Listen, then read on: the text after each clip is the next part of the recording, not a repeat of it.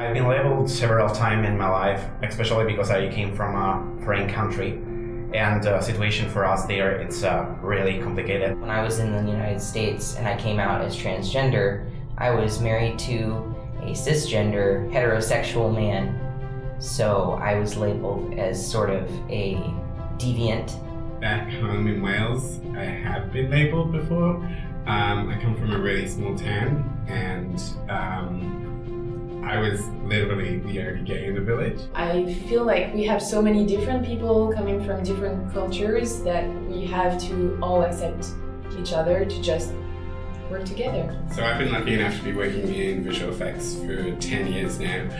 When I first joined, I was kind of really self-conscious about whether I should say I'm gay or not. As soon as I told my colleagues' crew, it was amazing. I actually can see that I have a lot of really open-minded people around me, especially because my desktop is actually full of unicorns and rainbows, and no one cares. Inclusion for me is being accepted or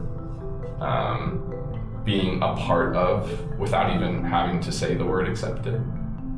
It touches on all of those marginalized groups and making sure that they feel safe, welcome, and able to be themselves, regardless.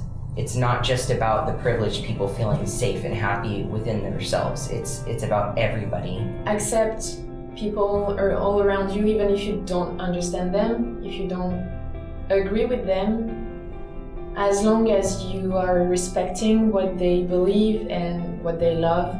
The diversity that I experience here, I'm sitting at my desk, I hear people speaking like Spanish, French, Hindi, like all kinds of languages and all kinds of different backgrounds, people from different walks of life who have different ways to solve problems. There isn't just one way that you have to grow as a person in your life, and it's like test yourself or face yourself with other different kind of people, because if you try to face someone who is really different than you can develop that fantastic emotion called empathy. I think we have to focus on not focusing on gender.